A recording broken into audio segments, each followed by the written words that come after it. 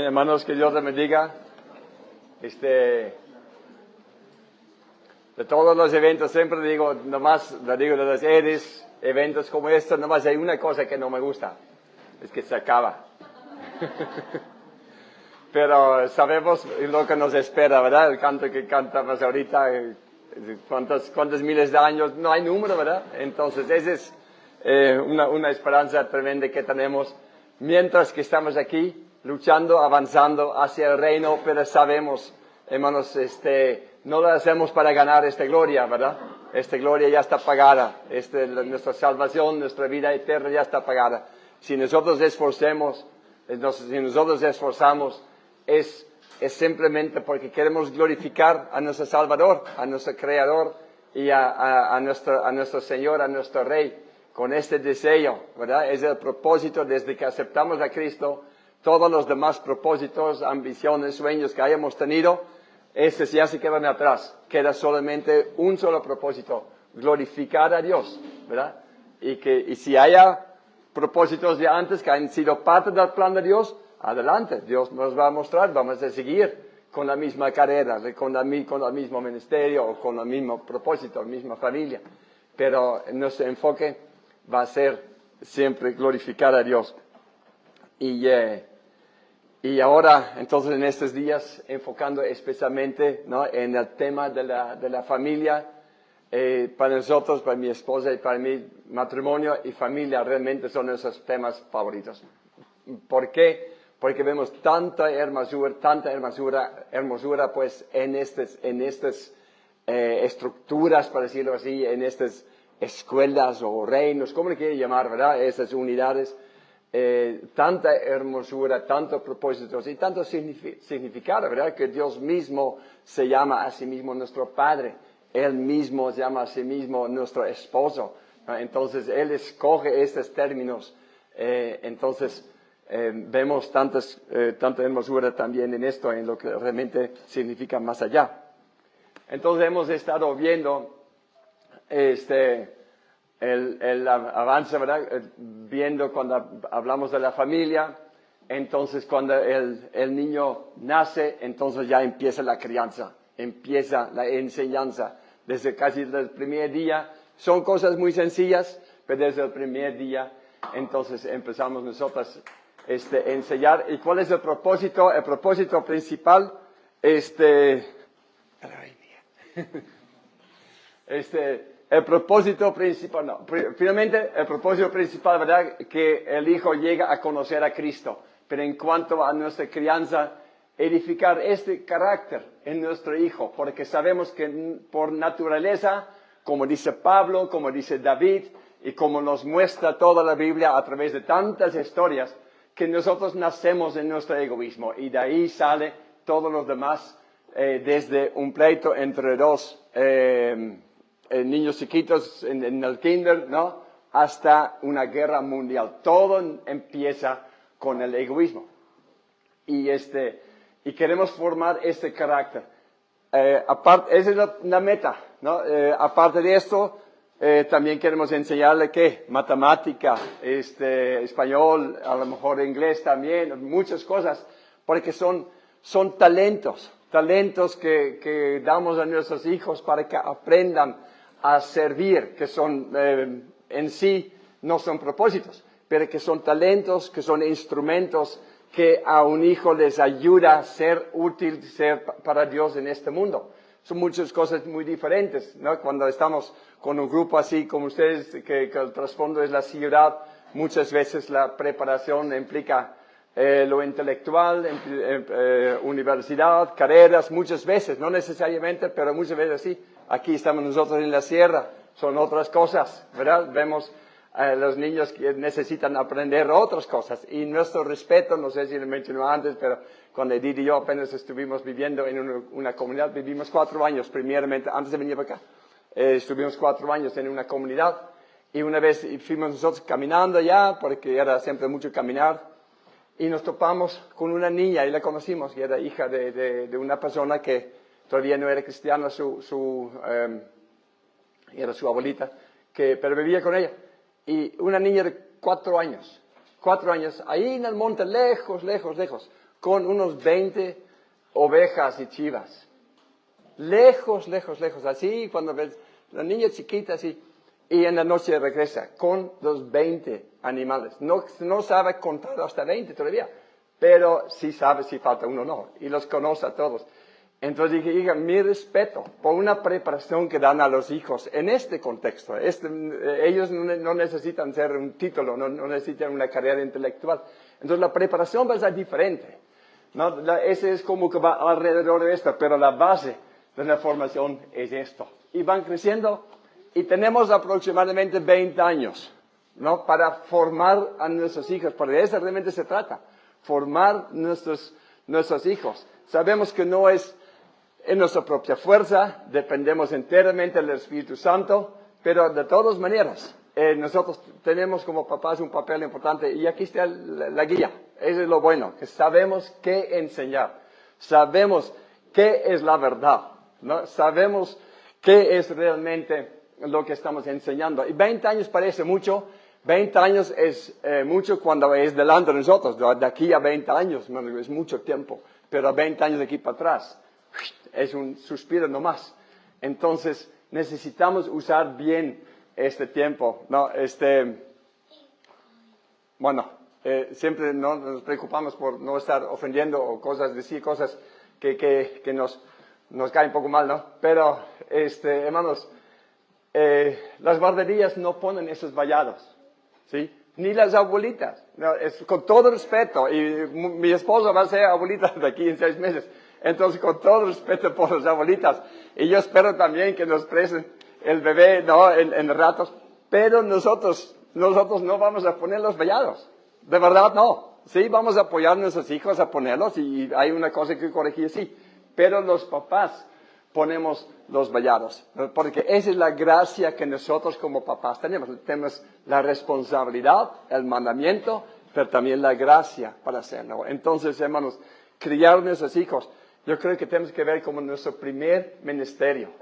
¿Sí? Que especialmente a las mujeres a veces las hacen sentir, ¿no? Si tú no más te dedicas, ¿no? a la familia, nunca, que ni los hombres ni las mujeres que veamos las cosas así, porque esto es lo más grande, ¿no? Encaminar a nuestros propios hijos.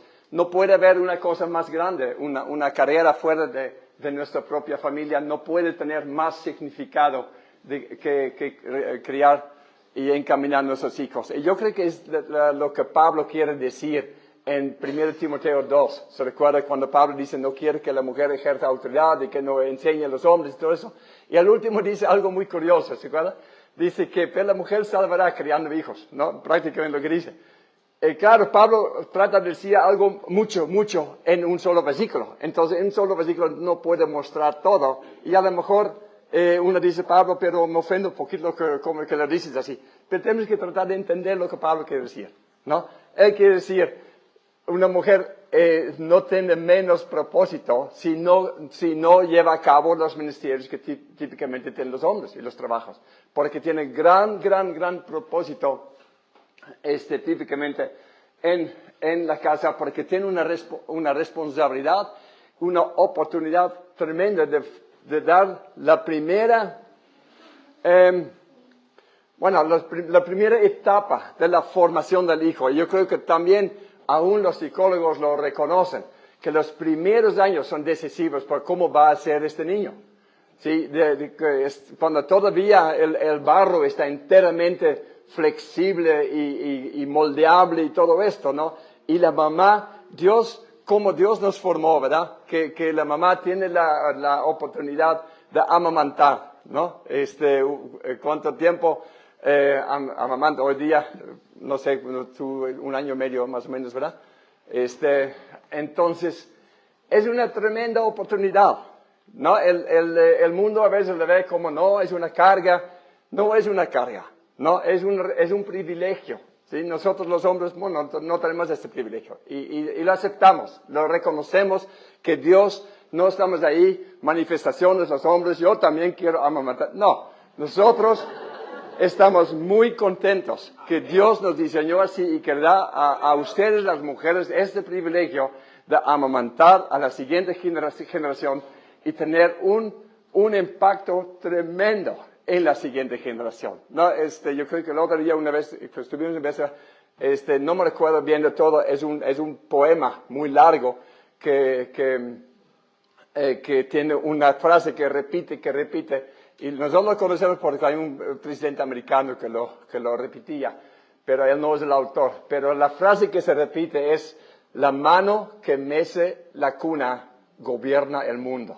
Tal vez han escuchado esta frase, es una frase muy conocida y se me hace muy bonita esta frase, no nomás porque suena bonita, pero porque es cierto, ¿no? Ese es el impacto que tiene la mamá, porque el papá también estamos involucrados desde el primer día de que nace el niño, desde antes, ¿ya? Hablamos ya al vientre de nuestra esposa, no, yo soy tu papá y todo eso, pero no se compara con la influencia que tiene la mamá en los hijos. Entonces, hermanos, una cosa, a veces se dice, no, ¿a poco las mujeres no pueden salir a trabajar fuera? No lo vean así. No es este el punto. Es el punto de saber valorar la responsabilidad y la oportunidad que Dios da especialmente a las mamás para tener influencia en sus hijos. Si nosotros no sabemos valorar, si no sabemos ver qué tan grande oportunidad esto es para determinar cómo se va a ver el mundo de mañana, ¿no? Entonces sí, vamos a tener esta perspectiva. ¿Por qué la mujer tiene que quedar con el niño?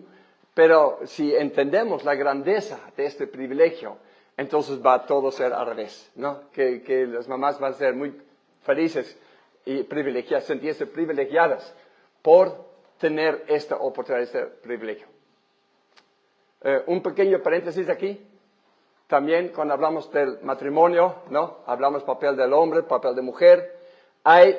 Cuando hablamos del matrimonio, yo me acuerdo que mencioné, ¿no? Hay hombres que nunca se casan, hay mujeres que nunca se casan. Tiene sus propios propósitos, por supuesto, en su vida, ¿no? Cuando hablamos nomás del matrimonio, a lo mejor parece que, tal vez, ¿no? Que si mujer entonces, y no se casara, entonces, pero tiene sus propios propósitos. Pero cuando el tema es matrimonio, no hablamos de los solteros, porque el tema es matrimonio, ¿no? Y ahorita igual, el tema es familia en el sentido de papás con hijos, ese es el tema. Entonces, cuando hay matrimonios que no tienen hijos, Dios tiene propósitos específicos, por supuesto, que son nada menos, ¿no? Mi propia hermana, a quien vamos a visitar la próxima semana, ¿no? Ella ya enviudó y ahora ella misma tiene cáncer. Ella nunca tuvo hijos, pero hemos visto, ¿verdad? Mi esposa, yo y mis hijos, una vida tan llena de propósito para los dos, como han trabajado juntos en la comunidad, como él era maestro en la escuela y como ella la apoyaba.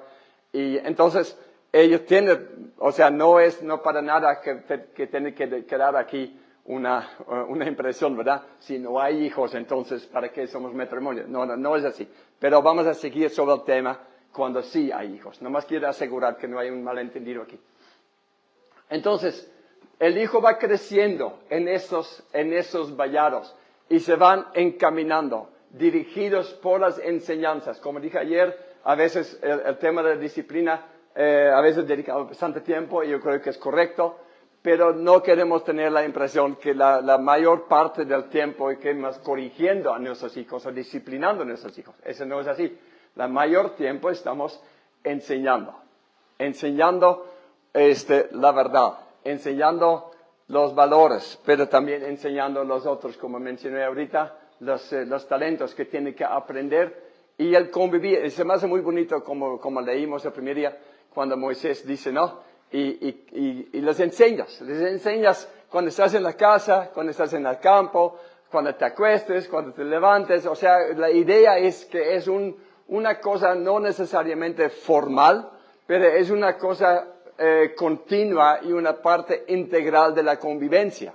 En todo el tiempo, la gran mayoría de nuestras enseñanzas son enseñanzas informales, que van sobre la marcha, pues, mientras que convivimos Y mucho de nuestra enseñanza, por supuesto, es el ejemplo, ¿no? Esperamos dar un buen ejemplo como papás y como Pablo dice a la iglesia, como lo que has visto en mí, ustedes lo copian, ¿no? Porque así se tiene que vivir. Y parece un poquito a veces, no sé, la primera vez que lo veo, que un poco creído, ¿no?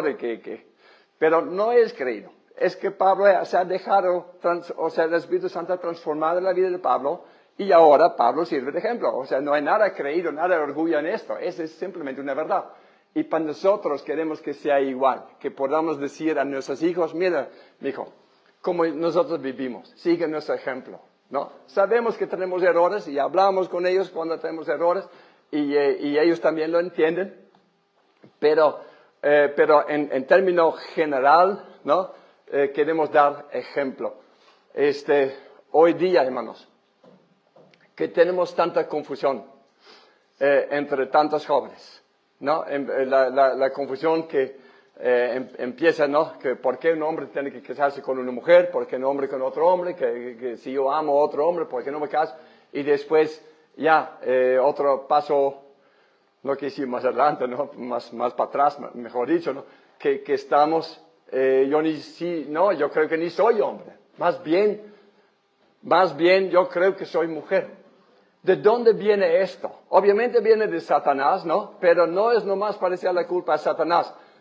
Tanto poder no tiene él y a fin de cabo podemos decir, Dios, ¿por qué entonces no quites Satanás de aquí si él es la fuente de todo mal? Pero no es así. Esa confusión viene de mucho más antes. Si nosotros vemos cómo la sociedad se ha desarrollado por décadas, ¿no? De negar, que como la sociedad en términos generales ha negado la diferencia entre hombre y mujer en cuanto a sus roles. El rol del hombre en la familia, en el matrimonio en una familia, el rol de esposo, el rol de papá en la familia, comparado con el rol de esposa y madre, que son diferentes roles. Y diferentes roles tenemos, Pablo claramente lo enseña, en la sociedad tenemos diferentes responsabilidades. Ya tenemos décadas, más de una generación por lo menos, que estamos negando esto. Que no. El hombre es igual que la mujer es igual. No puede haber diferencia. Entonces, si un hijo crece en un lugar donde no hay roles marcados, entonces, ¿con quién se va a identificar? ¿Qué significa entonces ser hombre? ¿Qué significa ser varón? ¿Qué significa ser mujer si negamos todas las diferencias?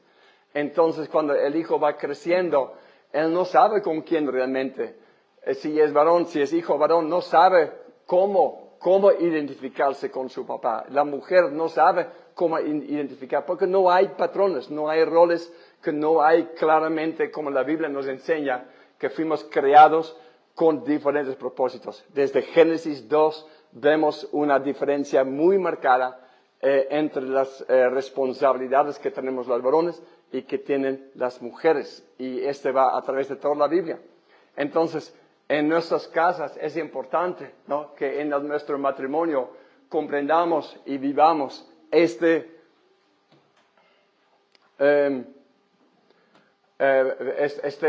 ¿cómo decir? No quiero decir patrón, pero esta imagen, ¿no? Que la Biblia nos enseña, ¿no? Modelo. Ok, muy bien. Modelo, vivir este modelo, ¿no? Los que no estuvieron ustedes cuando hablamos del matrimonio, yo sé que puede haber mucha confusión sobre lo que realmente significa la autoridad del hombre y la mujer. Pero ahorita no hay tiempo para repetir todo eso. Pero aquí está todo. Entonces, el propósito es, dijimos, esos vallados los empezamos a poner en el primer día prácticamente en la vida de nuestro hijo y se van ampliando, entrenando a nuestro hijo a ser responsable. Entonces necesita forzosamente ampliar esos vallados. El hijo necesita tener responsabilidades, ¿no? Fuera de los vallados dijimos, es pecado, esto implica disciplina, castigo, tal vez corrección. Pero dentro el hijo va a aprender a escoger lo mejor y vemos a nuestro hijo, como dijimos ayer, si tenemos un hijo que anda siempre empujando, si decimos hasta las 10, ¿no? Pero ¿por qué no 10:30? O sea, siempre empujando, entonces los papás lo detectamos, entonces sabemos que todavía no podemos ampliar más. Si el hijo busca, ahorita la palabra sublime, ¿verdad? Solamente Dios puede decir es sublime su gracia, pero nosotros como quiera, su sublime gracia también nos ayuda y nos permite, ¿no? De alcanzar cosas más sublimes en nuestras vidas. Cuando tenemos un hijo que busca lo más sublime, lo más honrado, lo más virtuoso dentro de las opciones y posibilidades que tiene, entonces no tenemos miedo de ampliar más los vallados. Y el ejemplo de Jesús, ¿verdad? Cuando él normalmente estaba dentro de su casa, seguramente su mamá dice pues lo que tiene que hacer, su papá dice qué hacer, en ayudar en el trabajo y todo eso, pero de repente se amplían grandemente los vallados, ¿no? El día que fueron a Jerusalén, de repente no había mandamientos, de repente no había supervisión, y está completamente a su propia responsabilidad de escoger entre muchas más opciones que tal vez en Nazaret nunca tuvo.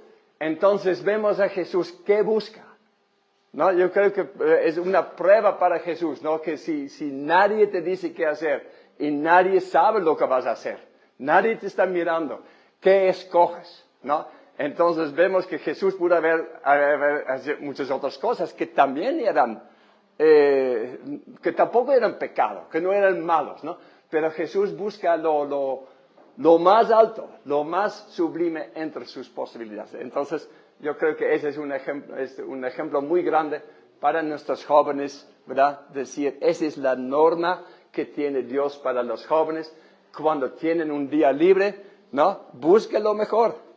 Si tienen un sábado libre y nadie va a decir qué hacer, entonces, ¿qué vas a buscar? Eso va a mostrar mucho el carácter. Mucho de lo que muestra nuestro carácter es nuestra obediencia, cómo respondemos a los mandamientos, pero todavía más dice nuestro carácter cómo actuamos cuando nadie nos manda nada, ¿no? Se acuerda de la vida de José, ¿no? José era esclavo con Potifar, y un esclavo no tiene muy amplios los vallados, ¿no? Le dicen exactamente lo que tiene que hacer y ya, ¿no? Pero de repente, ¿qué pasa? Potifar se va y no regresa por muchos días. ¿Ven cómo se amplía el área de sus vallados? Ahora él mismo puede escoger, tiene que escoger, ¿no? Entonces vemos que Potifar, la Biblia dice, y Potifar no se preocupaba por nada, sabiendo que José estaba en su casa. Nomás se preocupaba por qué voy a comer. Acaba de comer, la única preocupación que queda el resto de la tarde es que voy a cenar. O sea, no hay nada que se preocupa. ¿Por qué? José está ahí. ¿Verdad? En nuestra era siempre decimos, miren, nuestro propósito es tener una escuela para preparar jóvenes. Que mi propósito no es necesariamente que, vas a ser un misionero en Kenia o en Nepal. Si Dios te lleva, claro que muy contentos. Pero no es el propósito. Nuestro propósito es llenar el mundo con Josés, ¿no? Que personas que lleguen donde quiera que trabajen, cualquier empresa, cualquier lugar donde estén, pero que el patrón diga, si este muchacho está aquí, yo me despreocupo de todo.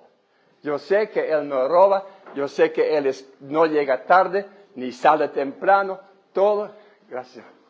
Yo sé que cuando él está, todo está bien. Ese tipo de personas queremos preparar. Bueno, yo le digo especialmente así en ese contexto de la era, pero claro, nosotros como papás, ¿no? Queremos formar este tipo de personas como José, que cuando nuestros vallados desaparecen para él, para ella, porque salen, ¿no? Que en los siguientes vallados, los vallados tal vez de su patrón o de su pastor y de su sociedad, que ellos entonces, los que ponen esos vallados, que son sus autoridades, que den este testimonio. ¿sí? Que ellos den ese testimonio. Es interesante ver cómo Génesis lo escribe. No dice que José no dice a Potifar, oye patrón, usted no se preocupa, no se preocupe. No, es Potifar mismo que lo dice. Yo no me preocupo. Es todavía, va más allá que si el joven quiere convencer a su patrón que no se preocupe por nada. Entonces, ¿a dónde va a terminar esto? Hasta que se abre la puerta. Que la puerta se abre, los papás van a decir cuándo se abre. El joven no puede abrir las puertas. Tiene que ser el papá. Entonces, ¿cuándo es? Tiene que ser, obviamente, cuando los papás, cuando digo el papá, siempre me refiero a los papás juntos, ¿verdad? Los papás, típicamente, como lo vemos en la Biblia, la idea de Dios es, el joven se va a casar, entonces aquí hay otra familia con sus vallados, aquí está el joven, aquí está la joven, ¿verdad? Entonces los dos abren la puerta y se forma una nueva familia, un nuevo matrimonio, y cuando vienen los hijos, entonces se repite la historia, y ellos también van a poner sus vallados. Entonces, como dijimos ayer, yo creo que no necesariamente la Biblia nos dice que tiene que ser por razón de casar, pero sí que tiene que ser que los papás abren la puerta. Pero en esta tarde, este tiempo que nos queda, quisiera enfocar especialmente en sí, cuando el caso es así, que los jóvenes se van a casar. ¿Cómo se va a hacer esto? Y en nos quedamos ayer en la mañana, yo creo, cuando dije que alguien nos contestó, ¿verdad? Cuando dije, ¿qué dice la Biblia realmente sobre esto? Sobre el noviazgo, ¿no? Y que una muchacha luego, no, nada. Ni siquiera pensó en la pregunta, nada. Y dije, entonces, ¿cómo puede ser? ¿Cómo puede ser que si yo creo que casi todos nosotros estamos de acuerdo que aparte, ¿no? Después de aceptar a Cristo, ¿no? Pasar por esta puerta, aceptar a Cristo, ese es claro, ese es el momento más importante de nuestra vida, porque cambiamos de muerte a vida. No es nada, puede ser más grande que esto. Pero en lo que el resto de nuestra vida, la decisión prácticamente más grande, más importante de nuestra vida es con quien nos casamos, ¿no? Entonces, ¿cómo puede ser que a Dios se le haya pasado esto de no dar instrucciones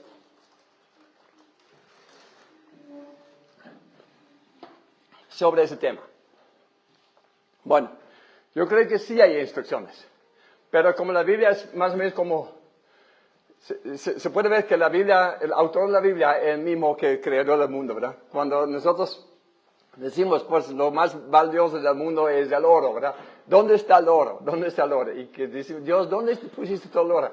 Pero no hay un lugar donde está todo el oro. El oro es para los que lo buscan, ¿verdad? Y va a ser aquí, allá, todas partes. Y la Biblia también es igual, ¿no? La Biblia es el oro, se tiene que buscar las venas y se tiene que ver dónde están los... Entonces, yo sé que no hay así sistemáticamente una lista de instrucciones para el noviazgo y para buscar a la novia y para casarse. Pero sí hay muchas pequeñas vetas, como le llaman, ¿no? Y hay una muy bonita, se me hace de las historias, de todas las historias. Bueno, primero me decía esto, ¿quién se recuerda de unos novios en la Biblia que, bueno, antes de terminar la pregunta, sí estoy de acuerdo que la Biblia no menciona sobre el noviazgo como nosotros lo conocemos en nuestra cultura, donde el noviazgo simplemente es un tipo de amistad sin ningún compromiso para casarse, pues, ¿no? Que simplemente una amistad se puede dar hasta en la secundaria, en la preparatoria, y novios, dicen que son novios. ¿Y cuándo se van a casar? No sé si nos vamos a casar. Entonces, ¿cómo está esto? ¿Para qué son novios? No, nomás, así probando. Claro que eso no sale en la Biblia, porque no puede caber en las estructuras del reino. Sí, voy a hablar un poquito sobre eso. Entonces,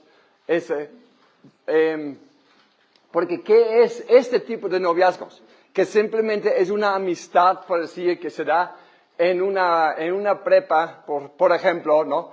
Entonces el joven dice, ¿quieres ser mi novia? Y la muchacha acepta, ¿no? Por eso pero ¿qué significa? Vamos a entrevistar. ¿Tú te comprometes a casarte con ella? No. Vamos a ver qué pasa, ¿no? Y la muchacha, ¿tú te vas a casar con? Ah, no, ¿cómo crees? Entonces, ¿cuál es entonces tu noviazgo? ¿Qué significa?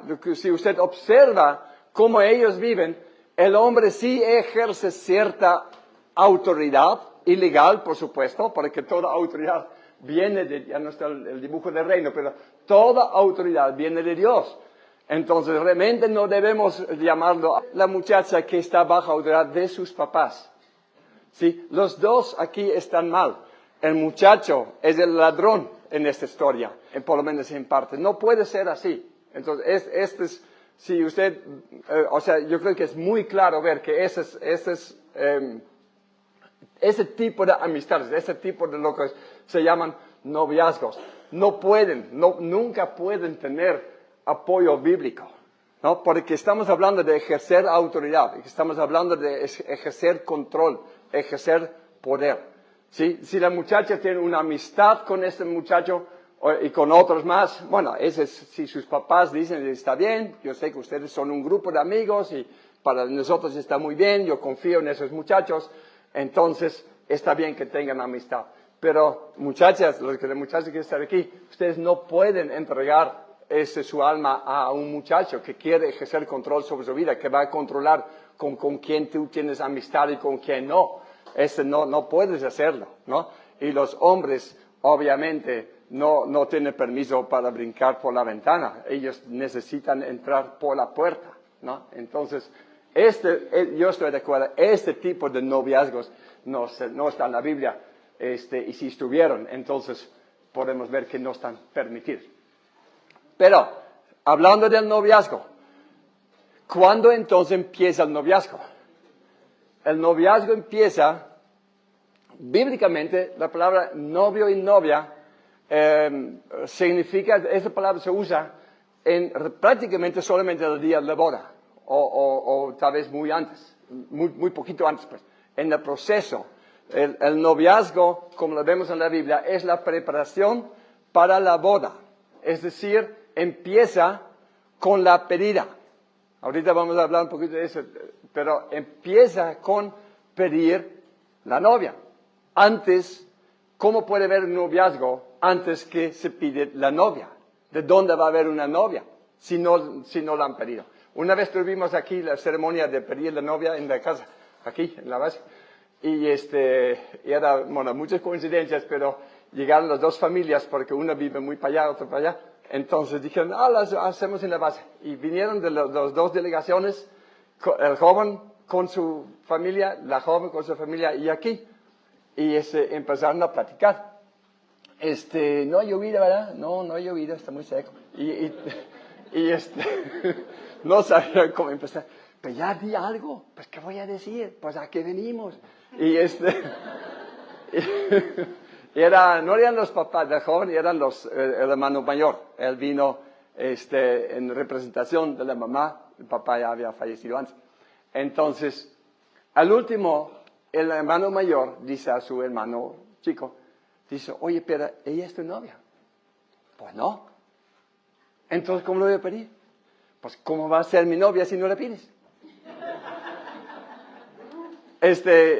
No puede haber una novia antes que la pides. O sea, ¿de dónde lo tenemos? ¿No? Entonces, el noviazgo empieza cuando se pide, ¿ve? Y termina con la boda, ¿no? Esto es el noviazgo. El noviazgo bíblico es la preparación entre que se haga el compromiso, ¿no? El anillo de compromiso, ese se me hace un símbolo muy bonito, el anillo de compromiso, ¿no? Es tipo el anillo, yo creo que significa prácticamente como el sello, ¿verdad? Que queda ella, con todo respeto, digo, sellada, ¿no? Que es, le digo con respeto, ¿verdad?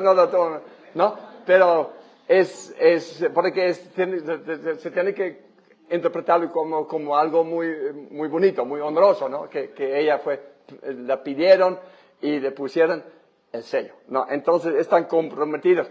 El hombre, aunque no tenga sello, o sea, anillo así físico, pero es claro, su compromiso también está. ¿No? Desde el compromiso se necesita, no se puede casar luego, pues se tiene que preparar la boda, tiene que ver si hay casa donde vivir y si está todo preparado. Pero de esto estamos hablando. Después vamos a seguir un poquito más lo que implica, pero no más para identificar de qué estamos hablando cuando hablamos de noviazgo. Si de este noviazgo hablamos, ¿cuáles novios conocemos en la Biblia? ¿Dónde vemos, Simona? Isaac y Rebeca. Isaac y Rebeca, muy bien. Otros. José y María, muy bien.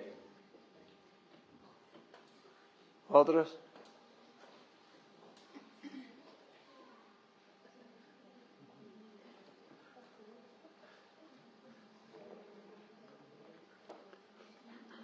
Bueno, está bien. Voy a decir unos que yo veo que también hay. Están Jacob y Lea, y después Jacob y Raquel, Sansón, ¿quién más? Se puede pensar en Boaz y Ruth, pero realmente sí a veces hablamos un poquito de ellos, pero no mucho en el sentido del noviazgo. ¿Por qué? Porque Ruth ya era viuda y Boaz, en el contexto de historia, no quiero quitar nada de los romanticismos de la historia, pero no parece que Boaz era un joven. Él dice que bueno que no fuiste atrás de los jóvenes, ¿no? Parece en aquel tiempo era permitido para un hombre tener dos mujeres. Entonces parece que tanto Boaz como Ruth realmente ya no estaban bajo sus padres. Entonces, y porque, como dice Pablo, la viuda puede casarse con quien quiere. Entonces ese es otro tema, ya no está dentro de los vallados, aunque ella estaba sumisa a su suegra, pero no es lo mismo. Entonces, por esto, Boaz y Ruth, aunque esa historia nos sirve para muchas enseñanzas, yo pienso para en particular, tal vez no necesariamente. Entonces, de estos que hemos mencionado, Isaac y Rebeca, Jacob, con los dos muchachos que mencionamos, Sansón, José y María, es un buen ejemplo, pero José y María tampoco lo vamos a usar porque de José y María no se ve en la historia cómo se conocieron. No dice cómo llegaron a conocerse, cómo llegaron a ser novios. Ya eran novios cuando se abren las cortinas. Entonces, pero los que nos ayudan como ejemplos. Entonces, la historia que vamos a usar, y después tal vez las otras tres historias podemos así, para añadir un poco de detalle, pero la que vamos a ver, que es la que está en Génesis 24, la historia de Isaac y Rebeca. Está en Génesis 24, pues. Si usted ve en su Biblia, Génesis 24 abarca, que son 67 versículos, abarca en mi Biblia 1, 2, 3 y media páginas, que es muy grande, porque un capítulo típico no abarca más que una página y media. Entonces es casi el tamaño de dos capítulos de tamaño regular. Entonces, miren, hermanos, yo sé que las historias, tenemos que tener cuidado de no meter significado en cada historia. Yo sé que las historias del Antiguo Testamento tienen mucha enseñanza, pero a la vez tenemos que tener cuidado no más decir, esto es lo que significa, o sacar enseñanza de una historia que realmente no está dentro, ¿verdad? Que nomás sobreponemos nomás. Entonces yo estoy consciente, cuando hablamos de esa historia, que sí tenemos que tener ese cuidado. Entonces, ¿qué típicamente hacemos? Para ver si una historia realmente tiene una enseñanza y qué es lo que realmente enseña. Lo que típicamente vemos, esa historia, la pregunta si tiene enseñanza o si nomás es información cultural o algo de la historia de Israel, ¿no? Porque hay historias que nomás nos dicen algo que pasó para conocer la historia. Esa historia, como es muy larga, con mucho detalle, nomás va a decir que Isaac se casó con Rebeca. Si no tuviera un mensaje, yo creo que el Espíritu Santo hubiera nomás dicho, pues Isaac se casó con Rebeca. Ella era Aram. Es suficiente. Para entender la secuencia de la historia, ese sería suficiente. Pero nos da una historia muy grande. Entonces, esto nos pone ya una alerta. Algo. ¿Por qué tanto detalle? Aquí yo creo que hay algo. Otra cosa es lo que enseña la historia si está en acuerdo con principios bíblicos de otras partes de la Biblia. Si en esas cosas entonces o sea, yo por mí, yo voy a suponer que tiene mensaje, que tiene enseñanza, simplemente por la cantidad de detalles y por lo amplio que está escrita la historia. Pero ¿cuáles son las cosas relevantes? ¿Cuáles son las cosas esenciales? Es ver la comparación con otras enseñanzas en la Biblia. Entonces, con eso vamos a empezar, hermanos. Génesis 24. Dice, si lo tienen, hermanos, vamos a estar leyendo, no todo, ¿verdad? Pero así versículos escogidos. Dice, era Abraham ya viejo y bien avanzado en años.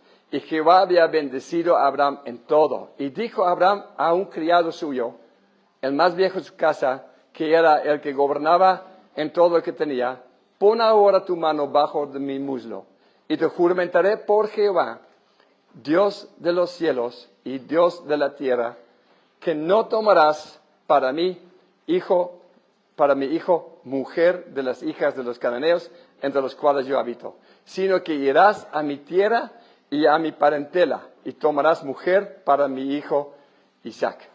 Bueno, es la primera. Ahí, abriendo el escenario ahora, así empieza. Abraham ya está viejo y dice, es tiempo para mi hijo. Él ha vivido 40 años aquí, dentro de los vallados de Abraham. Sara ya había fallecido. Eso le vamos a quitar para no confundir. Isaac ha respondido bien. Lo vemos, ¿no? Especialmente en su actitud ante el mandato de Dios para sacrificar a Isaac, ¿no? Vemos su actitud de sumisión y de voluntario y todo eso, ¿no? Su sumisión sumisión, ¿verdad? Aquí, sumisión de su voluntad. Entonces vemos que es un joven que está dentro de los vallados. Entonces, Abraham dice, ya es ahora tiempo que él se vaya a casar. ¿Quién tiene la idea? Abraham tiene la idea que Isaac se va a casar, ¿sí? Entonces, Abraham, andando en el campo, estando en la casa, a levantarse, a acostarse, ¿verdad? Hablando con Isaac, ¿sabe qué, mijo? Yo creo que es buen tiempo que vamos a buscar una mujer para ti. ¿No? ¿Ven la película? Los ojos de Isaac. Sí, papá. ¿Dónde vamos? ¿A dónde vamos? No, mi hijo, tú no vas. Yo no voy. Entonces, ¿quién va? Vamos a enviar un siervo. Es que yo quisiera ir, pero yo estoy muy grande. La razón por la que Abraham no va, que él ya está viejo. Sí, ese es por el contexto claro. Porque uno puede decir, ¿por qué Abraham mismo no va? Pero la Biblia nos dice, él ya era viejo. Y yo creo que es algo, también podemos sacar un poco de jugo de esto un poquito más adelante. Entonces Abraham dice, vamos a enviar un siervo. Bueno, si es así. Pero papá, entonces te voy a decir que mandas a Pancho, ¿no? Porque él más o menos sabe mi gusto y todo, ¿no? Las pláticas, ¿no? Hemos tenido, ¿no? Entonces él sabe más o menos. No, Pancho no va. ¿Pero quién va? ¿Sabe quién va? El más viejo. Así dice, el más viejo. No por su nombre, algunos piensan que es Eleazar que se menciona antes. Puede ser, desde que mencionan a Eleazar en capítulo 15, han pasado 60 años, no sabemos si él todavía es el mayordomo. Pero sí, vemos que el más viejo. ¿Por qué el más viejo? Creo que Isaac dice, pero papá, él está muy viejo. ¿Qué sabe este viejo de mujeres, no? ¿Qué sabe de muchachos? Bueno, ahorita vamos a ver por qué, si era sabio o no, que fuera el más viejo. Entonces, fíjese, versículo 5. El criado le respondió, quizá la mujer no quiere venir en pos de mí a esta tierra. Hermanos, esa es muy interesante esta pregunta. Tal vez no quiere venir. Hay dos cosas importantes. El puro hecho que el viejo siervo no se opone, pero tiene sus dudas, tiene a ver si va a funcionar o no. El mero hecho que él tiene sus dudas nos muestra que este no es simplemente una historia de las costumbres de aquellos tiempos. ¿Sí? Si fuera algo común que ellos, bueno, siempre lo hacemos así. Cuando los jóvenes se casan, entonces mandamos un siervo a la otra parte, traemos una mujer de aquí se casa. Si este fuera así, él no habría expresado una duda. ¿Sí? Entonces no es una historia nomás, una historia interesante de la cultura de la historia. Es más que esto. La Biblia, hermanos, la Biblia siempre ha sido contracultural. En nuestro tiempo, ¿cabe la Biblia en nuestra cultura? Yo diría que no. Pero tampoco cabía en la cultura de Pablo. Y tampoco cabía en la cultura de Abraham. La Biblia nunca ha sido un libro que cabe sin choques, pues, en alguna cultura, en algún tiempo, en algún lugar. Siempre va en contra de la corriente humana, en contra de la corriente del pensamiento humano. Entonces, aquí también, no estamos siguiendo simplemente una costumbre de aquellos pueblos. Ese es uno. Lo otro es, él dice, quizá la mujer no quiere venir. ¿Sí? Entonces, ¿qué dice Abraham? ¿Qué pasó, este viejo siervo? ¿No sabes que vivimos en tiempos bíblicos? Que la mujer no tiene voz ni voto, ¿no? Abraham contesta, dice, Abraham le dijo, guárdate que no vuelvas a mi hijo allá. Jehová, Dios de los cielos, que me tomó de la casa de mi padre y de la tierra de mi parentela, y me habló, me juró diciendo, a tu descendencia daré esta tierra, y él enviará su ángel delante de ti. Tú traerás de allá mujer para mi hijo, y si la mujer no quiere venir en pos de ti, serás libre de mi juramento. ¿Sí? Si la mujer no quiere, Abraham dice, ni hablar. ¿Sí? Este fue en aquel tiempo, y es en nuestro tiempo. No, pues si la mujer no quiere, pues no tiene voz ni voto, como quiera la trae. No, si la mujer, entonces olvídate. No va a funcionar. ¿No? No le digo algo negativo. Eso nomás es ver, ¿no? Porque a veces se oye por lo menos, que tenemos la idea que no, en aquel tiempo la mujer no tenía voz ni voto. No es así. Se ve en esa historia claramente que Abraham dice, si ella no quiere, entonces no va a funcionar. No.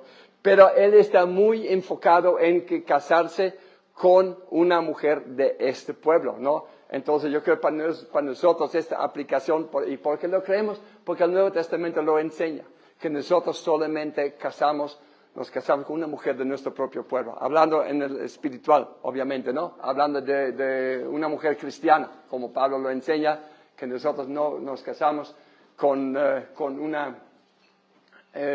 nosotros estamos aquí, ¿verdad? Cuando el joven está aquí, ya pasó y se va a casar con una mujer de este reino, no se va a casar con una mujer del pueblo de donde, entre los cuales vivimos. Entonces yo creo que es para nosotros la aplicación. Entonces, se pone de acuerdo. Vemos el juramento, esto nos enfatiza la importancia, ¿no? La importancia del tema, el juramento, y vemos también que Abraham dice, Dios, el Dios de los cielos, Jehová, Dios de los cielos. Fíjese bien, hermanos, en el Antiguo, especialmente en Génesis, es muy importante ver el uso del nombre de Dios, Jehová, ¿no? De Éxodo en adelante ya es más común porque realmente ya habla todo el tiempo de Israel. En Israel para ellos es Jehová. Y cuando hablamos de otros pueblos, pues no conocen Jehová. Pero Génesis, como es obviamente antes de Éxodo, dice Dios a Moisés que Dios dice de sí mismo que Él no se había dado a conocer como Jehová, por el nombre, en su nombre Jehová, a Abraham y todos ellos. Aquí vemos que Abraham sí conoce el nombre Jehová, obviamente. ¿sí? Él menciona a Jehová muchas veces. No me acuerdo exactamente cuándo Dios se da a conocer a Abraham por primera vez, pero sí me recuerdo ahorita Génesis 15:7, dice Dios a Abraham, yo soy Jehová que te saqué de Ur de los Caldeos, ¿no? Entonces, obviamente Dios sí se dio a conocer a Abraham mencionando su nombre, pero no como a Moisés y más adelante, ¿no? Cuando Dios habla a Moisés y más adelante vemos que Dios se da a conocer en cuanto a su carácter de lo que significa realmente Jehová, ¿no? A Abraham vemos ¿qué entiende Abraham por el nombre Jehová? Abraham por el nombre Jehová, él dice en versículo 3, te juramentaré por Jehová, Dios de los cielos y Dios de la tierra, ¿no? Entonces él reconoce a Jehová en contraste de otros dioses, él reconoce el nombre de Jehová, pero no conoce todavía enteramente el carácter de Dios de Jehová, pues como de Éxodo en adelante, pero sí es importante porque se repite en esta historia tantas veces que Moisés dice, que Abraham dice, ¿no? En versículo 7 le dice otra vez, Jehová, Dios de los cielos, me tomó de la casa de mi padre. Entonces vamos a poner atención en esto, el uso del nombre Jehová, porque vemos que el noviazgo como Abraham lo ve, es un asunto de Dios, que tiene que ser dirigido por Dios. Abraham tiene la responsabilidad. Isaac es que se va a casar. Abraham tiene la responsabilidad, pero él puede ocupar un delegado, ¿sí? Que lo hace para él. Pero el que dirige este proceso es Dios mismo. Se me hace muy importante y muy interesante ver tanta énfasis en Génesis, ¿no? Acerca del tema de buscar la esposa, como Abraham nos lo enseña, que tiene que ser guiado por la dirección de Dios. Y como el criado lo entiende, lo vamos a estar viendo. Versículo 10. El criado tomó 10 camellos de los camellos de su señor y fue tomando toda clase de regalos escogidos de su señor y puesto en camino, llegó a Mesopotamia, a la ciudad de Nacor. Entonces vemos otra vez el énfasis de la importancia, todos los regalos que van a llevar son regalos, hermanos, toda clase de regalos. No es un pago, no van a comprar a la mujer. Son muchas cosas de mucho valor, pero son regalos, ¿sí? Son regalos para mostrar el valor que tiene la mujer, ¿no? En esta historia. Tenemos que verlo bien. Dicen que hoy día si van los turistas para allá, ¿verdad? Se oye siempre las historias que algún árabe dice, yo compro a tu esposa por 1,000 camellos, algo así. Pero no estamos hablando de esto. No estamos hablando de comprar a la mujer. Estamos hablando de mostrar el valor que ella tiene por medio de los regalos.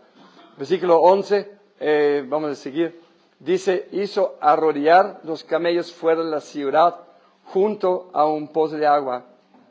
Entonces, miren hermano, el versículo 12, dice, oh Jehová, observen bien, él usa el nombre de Jehová, ¿sí? Vemos desde más antes que Abraham, sus siervos, eran sus discípulos, ¿se recuerda? Eran sus discípulos cuando Abraham recibió el pacto de la circuncisión, circuncidó también a todos sus siervos. Eran parte, ellos eran sus discípulos. Dios dice acerca de Abraham, dice, yo sé que Abraham enseñará a su casa, a sus hijos y a su casa. Ahí, por el contexto se entiende que son todos sus siervos. A su casa los caminos de Jehová, haciendo justicia y juicio. Entonces, vemos que este viejo siervo es a la vez un discípulo de Abraham y por esto invoca el nombre de Jehová. Él no invoca un Dios de los cananeos o damaseno, de donde haya venido este hombre originalmente. Oh Jehová, Dios de mi señor Abraham, dame, te ruego, el tener hoy buen encuentro y haz misericordia con mi señor Abraham. Se me hace tan bonito, hermanos, este versículo. Es tan bonito porque muestra el amor que tiene este siervo a su patrón. no solamente Abraham, menciona a Abraham, ten misericordia con Abraham, pero la mujer de mente es para Isaac, ¿no?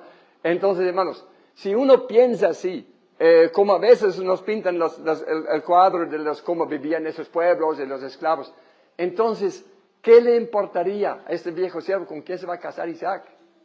¿No? La primera muchacha que digo, oye, mira, tengo regalos, ¿no quieres ir conmigo? Tengo mi patrón muy rico, vamos pues, ¿no? Y ¿qué se va a preocupar?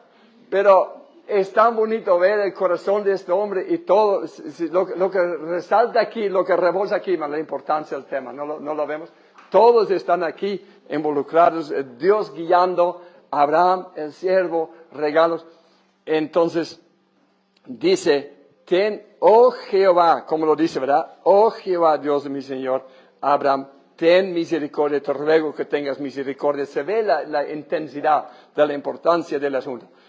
He aquí, yo estoy junto a la fuente de agua, y las hijas de los varones de esa ciudad salen por agua, sea pues que la doncella, bueno, ¿cuál doncella?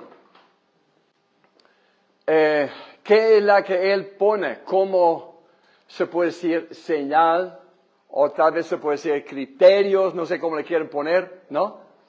¿Qué pone él? ¿No? Él dice, la muchacha que yo todas las muchachas que van a venir, con sus cántaros y todo, a todos les voy a preguntar, oye, ¿no me regalas un trago de agua? Entonces, y a ver, ¿cómo me van a contestar? Unos van a contestar, sí, yo con todo gusto aquí está, ¿no? Bueno, muchas gracias, y se va, ¿no? Otro puede, después de mucho tiempo que está pasando, a lo mejor se puede cansar del viejo siervo, y al último a lo mejor pregunta a alguna muchacha, ¿verdad? Oye, yo estoy muy cansado, mis camellos también tienen mucha sed, ¿no quieres ayudarme con? Sí, cómo no. Lo que él pide a Dios como señal, y yo pienso no nomás una señal, ¿sí? No es una señal nomás como en caso de Gedeón, con el vellón de agua. ¿Qué tiene que ver el vellón con agua con los madianitas? O sea, no hay una relación, nomás es una señal. Y no hablo mal de esto, nomás quiero identificar que es una señal nomás.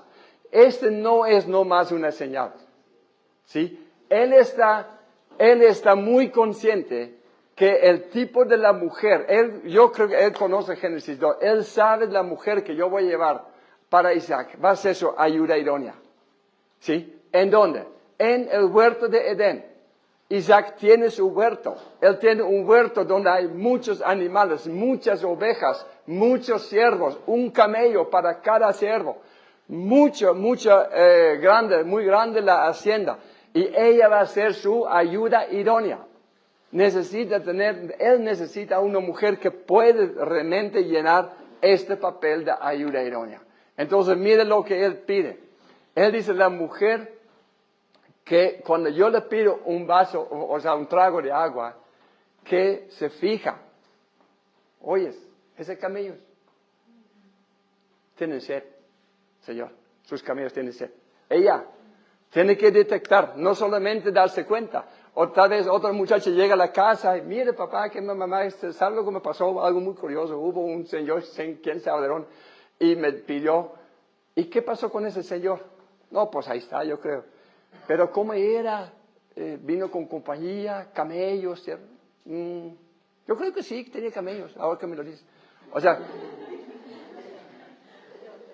ella no solamente nota los camellos, pero se da cuenta que tiene sed. Y esta es la mujer que él sabe que necesita su patrón.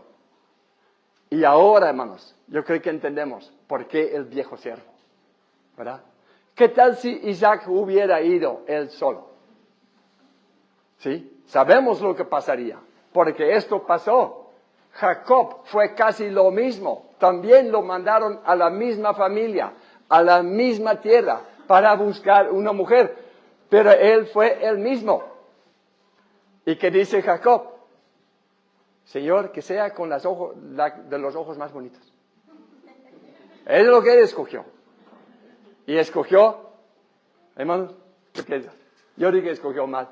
Si nosotros vemos, como sigue la historia de Jacob, cómo fue su vida con Lea y cómo fue su vida con Raquel. Y yo no quiero poner blanco o negro, que lea todo bien, Raquel todo mal. No, eso no.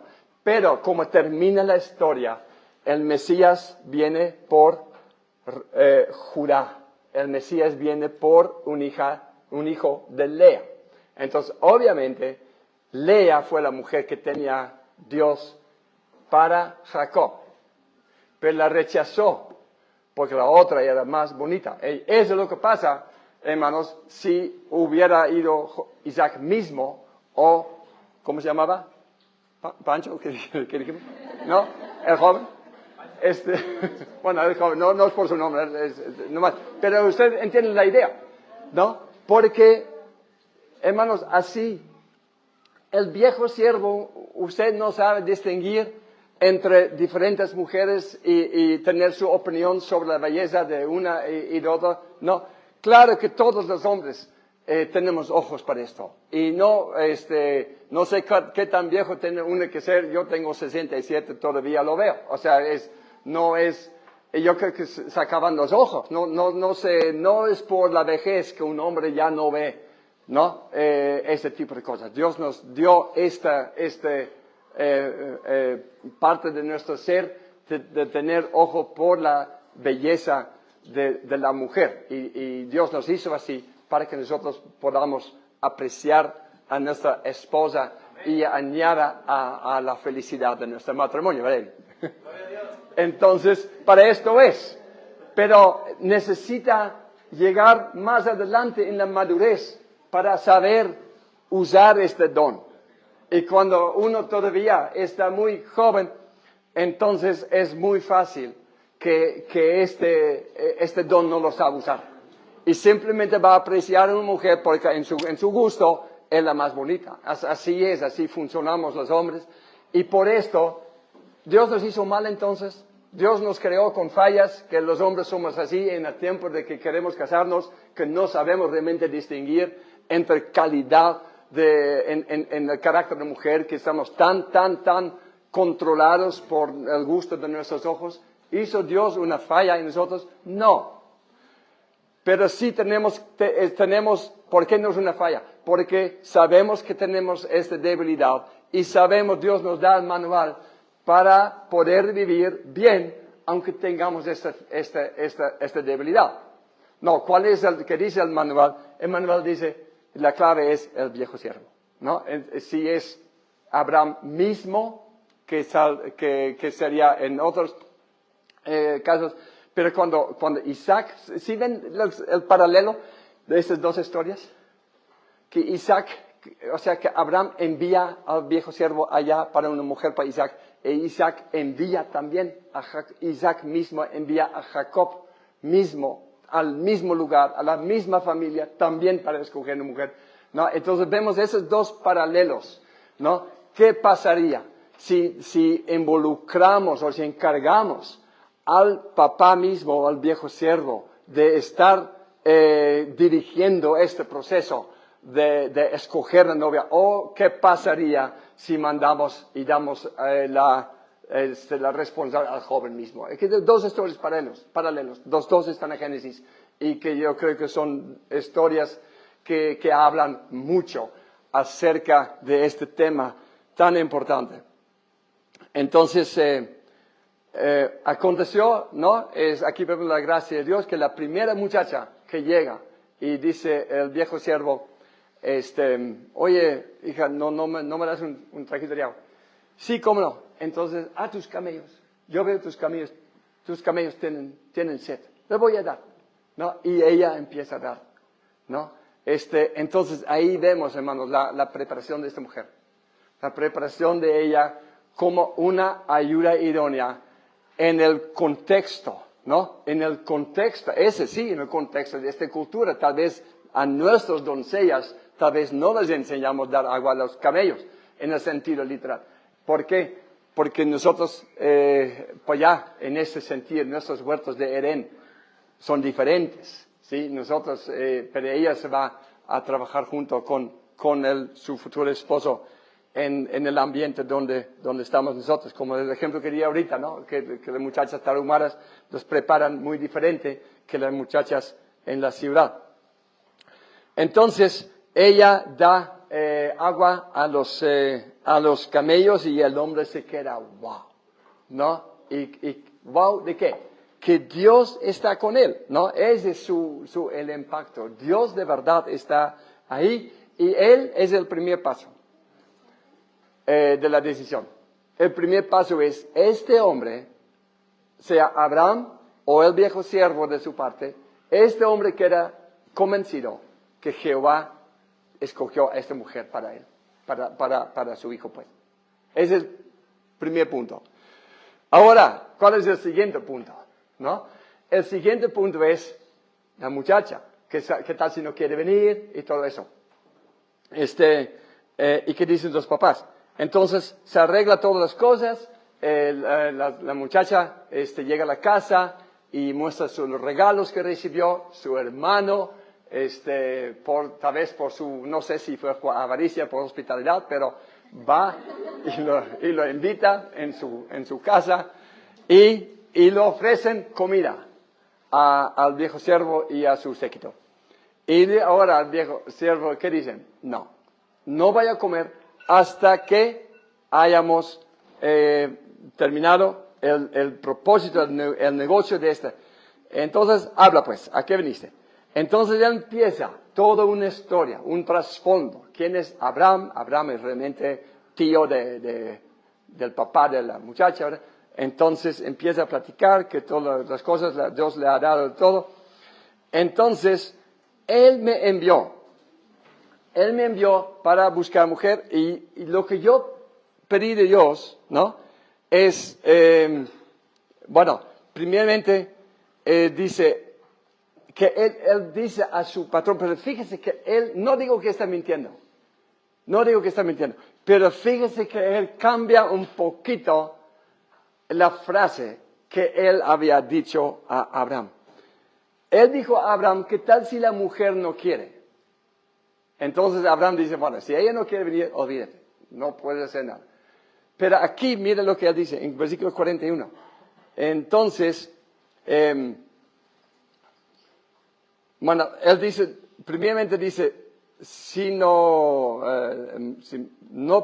en versículo 37, mi amo me hizo jurar, diciendo, no tomarás para mi hijo mujer de los hijos cananeas, en cuya tierra habito, sino que irás a la casa de mi padre, etc.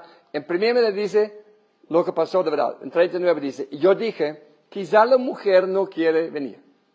Entonces él me respondió, Jehová, en cuya presencia he andado, enviará su ángel contigo, prosperará tu camino, y tomarás para mi hijo, mujer de mi familia, la casa de mi padre. Entonces serás libre de mi juramento. Él sigue hablando, ¿verdad? Está reportando lo que dijo Abraham. Dice, entonces, según él dice Abraham, serás libre de mi juramento cuando hayas llegado a mi familia y si no te la dieran. ¿Sí?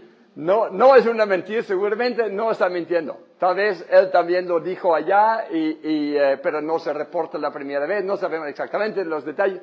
Pero, ¿por qué añade él esto? Primeramente dice, ¿qué tal si ella no quiere venir? Pero ahora está hablando él a quiénes? A los papás y al hermano mayor. Entonces a ellos le está, dando la pelota a ellos. Si no me la dieron, ustedes, ¿no? Si ustedes no me la dieron, entonces ellos tienen que responder. Entonces él empieza a platicar toda la historia de lo que pasó. Él dice, cuando yo estaba junto al pozo, yo oré a Jehová y dije, Jehová, que sea la mujer que da agua que ofrece dar agua a los camellos. Entonces vino tu hija y tu hija, yo le dije, me das agua, y ella me contestó así. ¿Y qué dice el papá? El papá no dice, no, aquí son todas mujeres. Si tú le pides agua, también dan a los camellos, es nuestra cultura. No le dijo. Mira lo que dice. Cuando él termina su historia, entonces dice, versículo 50, entonces Labán y Betuel, fíjese bien, Labán y Betuel, es la única vez que Betuel sale en la historia. Toda la historia aparece solamente Labán, el hermano mayor, y la mamá. Pero él no. Solamente aquí Sí se menciona en el resto de la historia, pero no sale él en la pantalla. Solamente aquí, versículo 50, dice, entonces Labán y Betuel respondieron y dijeron, de Jehová ha salido esto. Nosotros no podemos hablar ni mal ni bien. Y aquí, Rebeca delante de ti, tómala y vete. Aquí tenemos los dos criterios para este noviazgo. El primer fue que el papá tenga la convicción, ella es la mujer. ¿Sí? El viejo siervo representa al papá, entonces esa es una sola. El papá, cuando Dios responde a este señal o este criterio que él había pedido, entonces ve que Dios lo cumple en esta mujer, entonces el papá ya está convencido, ella es. Ahora van con toda la historia a los papás de la muchacha. Cuentan la historia y ellos dicen, de Jehová ha salido esto. Y esos son los dos fundamentos para este noviazgo, para este futuro matrimonio, el acuerdo que hay. O sea, ¿quién es aquí el autor de este noviazgo? Es Dios, pero Dios se lo comparte a los papás de él y también a los papás de ella. Y tiene que ser. Entonces ellos dicen, aquí está Rebeca, tómala y vete. ¿No? Suena un poco cortante, pero en la historia sabemos que no fue así con mala intención. Lo que sí es interesante, ver que en esta historia no le preguntan a la mujer. Sigue la historia después, ¿no? Ahora sí, se sacan todos los regalos, el acuerdo está hecho, sacan los regalos y después van a comer, cenar y van a dormir. Y el siguiente día dice el viejo siervo, ya nos vamos. ¿Por qué tan rápido? Quédese unos 10 días aquí de perdido. Entonces, no, yo ya me quiero ir. No, pues preguntamos a la muchacha. Entonces sí preguntan a ella, ¿vas o no vas? Pero el contexto es solamente si vas ahorita o si vas en 10 días. O sea, no es si vas o no vas. Entonces sí, como nosotros vemos las cosas, decimos, se nos hace a lo mejor muy, no sé, abuso de autoridad o qué término usaríamos, ¿no? De decir, ¿por qué no preguntan a la mujer? Lo que sí tenemos que tomar en cuenta es tampoco preguntan al hombre. ¿Sí? Y lo que es muy interesante ver cuando Abraham dice al siervo que traiga a la mujer, que él dice, ¿qué tal si ella no quiere venir? ¿Y por qué no pregunta, qué tal si a Isaac no le va a gustar? No le pregunta. ¿Se dan cuenta? ¿Por qué no le pregunta? Bueno, vamos a terminar la historia. La muchacha ya quiere ir una vez, ¿no? Entonces se montan en los camellos y se van. Y ya, cuando ya llegan cerca de la casa, dice el versículo 62, y venía Isaac del pozo del viviente que me ve, porque él habitaba en el Negev. Y había salido Isaac a meditar en el campo. ¿En qué había estado meditando? ¿Qué había estado pensando? ¿Verdad? Él sabe que el viejo siervo, uno de esos días, va a regresar y que va a traer, ¿no? Va a traer una mujer y ¿cómo será?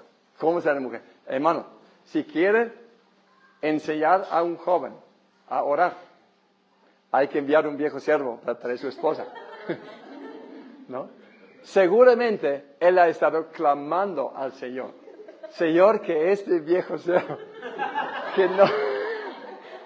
que no se equivoque, que de verdad. Pero como la pregunta ahora entonces es, ¿cómo pudo él tener este nivel de fe? ¿Sí? En la soberanía de Dios. Porque yo creo que esto es, ¿no? Que su fe en la soberanía de Dios. Vamos de regreso en la historia. No lo vamos a leer, pero no me voy a recordar. Unos capítulos antes, se cuenta la historia. Cuando Abraham dice, Dios dice en la mañana, Abraham, levántate. y vas a llevar un sacrificio. Y Abraham, ¿no? Varias veces en su vida Dios ha aparecido y a la primera muy emocionado, pero cuando Dios dice que va a sacrificar, ¿qué va a sacrificar? A tu hijo, a tu único hijo, al que ames. Dios como, ¿verdad? Casi parece que todavía lo pone más duro, ¿no? Gracias por recordarme, ¿no? Que tu único hijo, al que amas. Entonces van caminando. Y primeramente con los siervos, con los burros y todo eso, hasta cierto punto. Y bueno, de aquí en adelante, Isaac, tú cargas la leña, ¿no? ¿Cuánta leña se necesita, hermanos? ¿Sí? Para acabar con todo un sacrificio de ese tamaño. Entonces vemos que tiene que haber suficiente leña. Ustedes han acarreado leña para allá, yo creo, en la fogata. Entonces, si saben, Isaac no fue ya un niño chiquito, ¿no? Porque si Abraham nomás le llevó los cerillos, parece que dice, Abraham llevó el fuego. Y que Isaac no dice, papá, mejor tú la leña y yo el fuego. Pero no, Isaac, tú la leña y yo el fuego, ¿no? Entonces se ve por la historia que Isaac tiene que haber sido un hombre que puede defenderse, por lo menos de su papá. Entonces van caminando. Y cuando ya acomodan la leña, y papá, ¿qué vamos a entonces sacrificar? No, después te digo, tú nomás. Entonces siguen acomodando piedras, leña. Y ahora, bueno, dice Abraham, Isaac, siéntete, tengo que decirte algo. ¿Qué pasó, papá? Entonces se sienta y dice, mire, Dios me habló hace unos días y me dio un mandamiento. Yo te voy a sacrificar a ti. A mí, pero papá, bueno, papá, si Dios lo dijo, lo tienes que hacer. Entonces, bueno, acuéstate. Y se acuesta sobre la leña, y entonces Isaac, ¿verdad? Sobre la leña. Papá, hazlo rápido. y de repente, ¿no? Sobre la voz, Abraham, no hagas nada a tu niño. Wow. Ay, ¿no? La soberanía de Dios que Isaac ha experimentado. Cuando ya el cuchillo está ya cerca, que Dios es poderoso para intervenir. Y si no hagas nada. ¿Sí? Él ha conocido esto. Si él se hubiera rehusado, si él hubiera corrido, nunca habría experimentado esto. ¿Sí? Todo el día habría dicho, si yo no hubiera corrido, me habrían matado ahí mismo. ¿No? Pero él experimentó la soberanía de Dios que le salvó la vida. ¿Por qué? Porque se sujetó, porque estaba, ¿sí? Con esta actitud.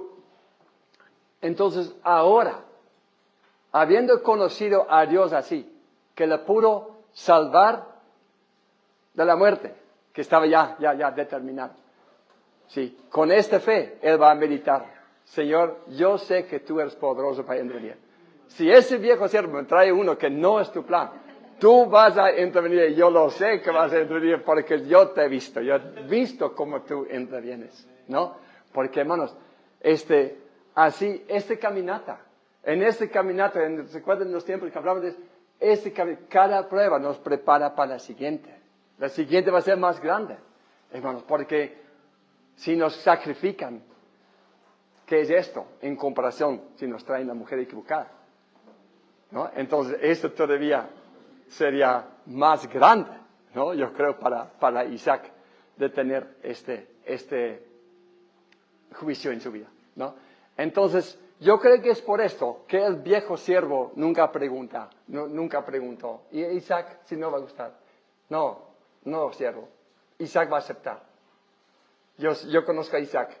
La mujer que tú traes, él no es como Jacob. Jacob todavía no está, ¿verdad? Pero él no es como Jacob. Que me dice, no, Lea, no está bonita. No, yo quiero eso. No.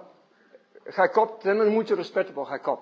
Pero Jacob aprendió todo esto. Lo que lo respetamos en Jacob, todo lo aprendió después.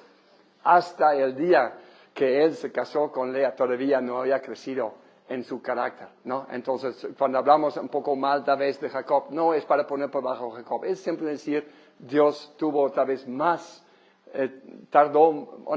tomó más tiempo pues, para llevar a Jacob a la madurez, que vemos en Isaac mucho más joven y especialmente después en José, mucho más joven, ¿no?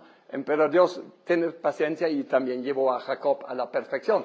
Pero en esta historia en particular, vemos que Jacob obviamente no está en nivel como vemos aquí Isaac.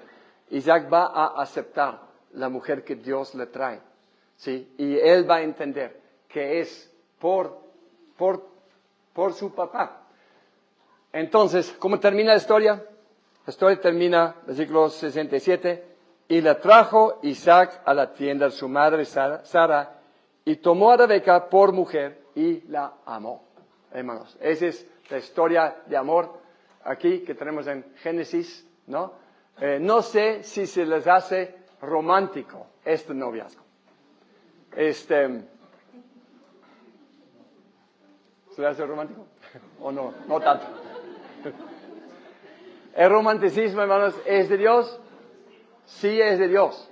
Pero el romanticismo pertenece al matrimonio, no al noviazgo. ¿Sí?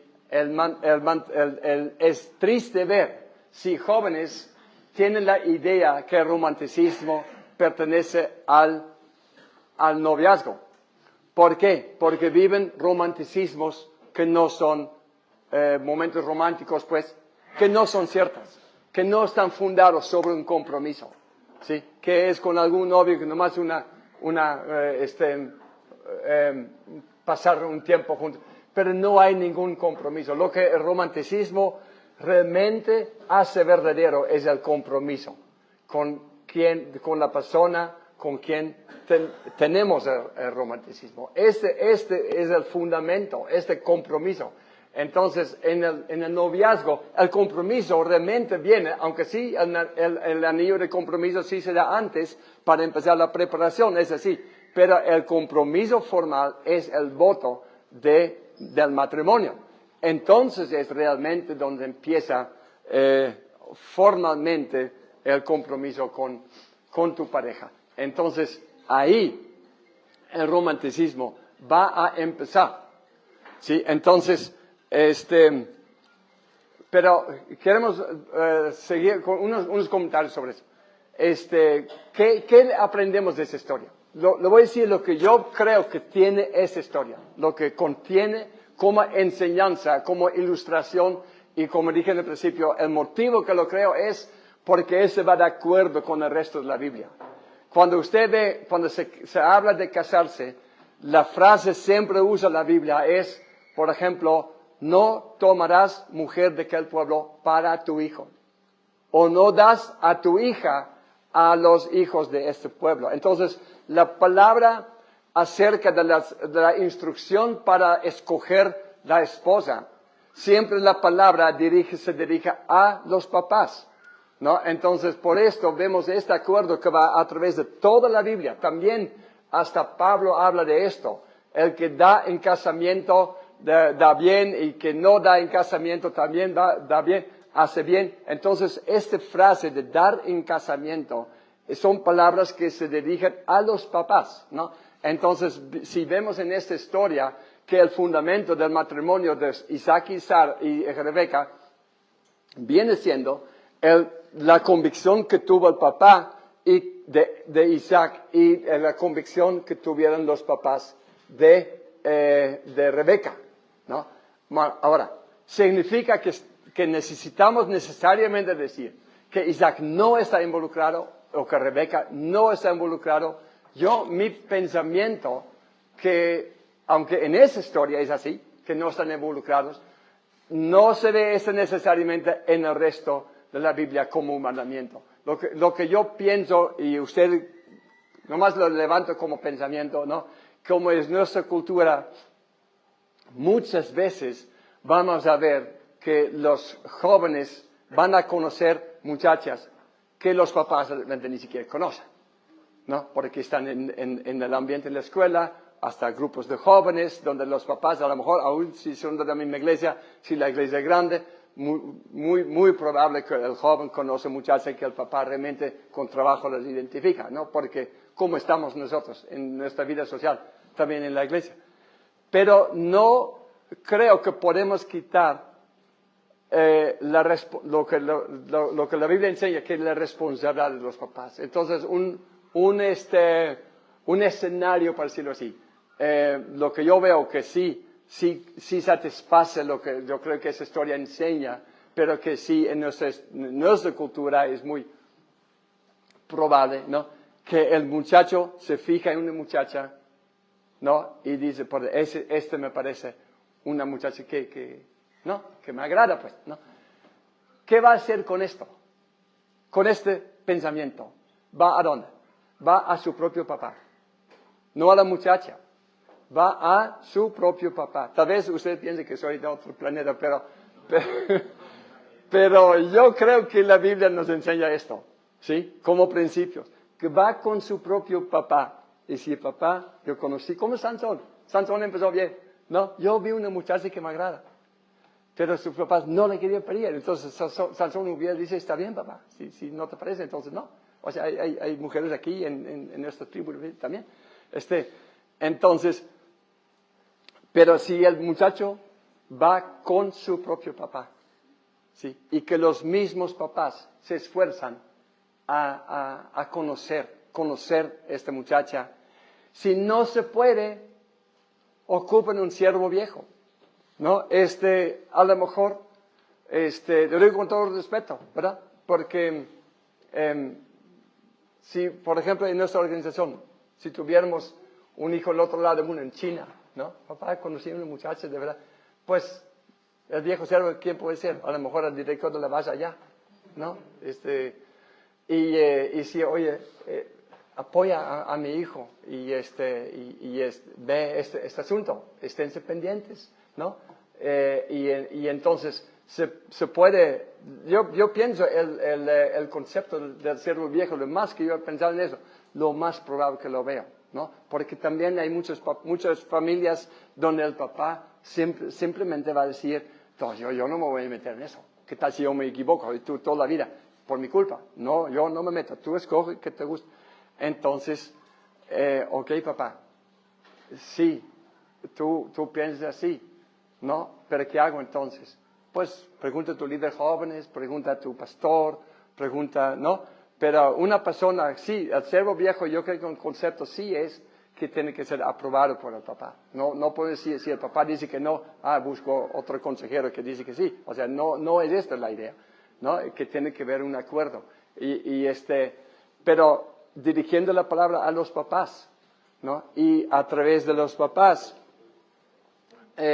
con los papás de la muchacha, ¿no? Aquí en México, que tenemos la cultura de pedir la novia.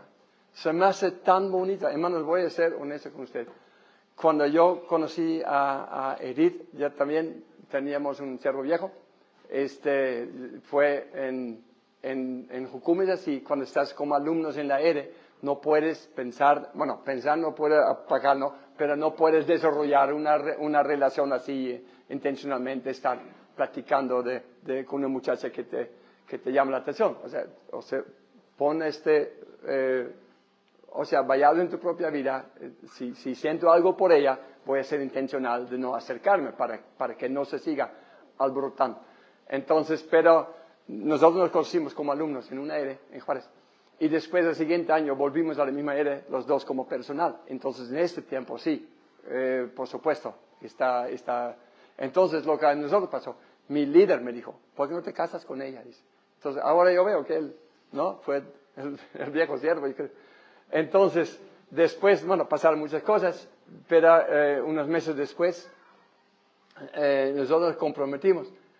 Pero obviamente mis papás viven en Holanda y sus papás en Pachuca y estuvimos ahí, pero bajo la supervisión de nuestra líder. Pero lo que pasa después, cuando ya terminó la escuela, me dijo mi líder, ahora tienes que ir a Pachuca a pedirla. Y dije, no, hermano, no hace falta porque Edith ya habló con su mamá por teléfono. Así le dije. Porque ese fue mi concepto, hermano. Y mi líder dice, no estamos en Europa, estamos en México. Y entonces a mí se me hizo, pues, está bien, si tengo que ir a pedir, lo voy a pedir. Pero no entendí yo bien la importancia. Ahora menos, yo creo que soy, por lo menos, casi quiero decir fanático, en el valor y la necesidad de pedir la muchacha. De verdad se me hace tan importante, pero no por mi cultura, obviamente, no. Y aunque lo veo bonito en la cultura mexicana, pero mi fundamento no es tampoco la cultura mexicana, yo lo veo que es muy bíblico y que no veo cómo se podría hacer bíblicamente o cristianamente aún de otra forma. ¿Sí? Pero el problema que vemos a veces es, aún si creemos en la cultura de pedir la novia, muchas veces ya hay muchos acuerdos entre los dos jóvenes antes que la piden. Entonces, yo creo que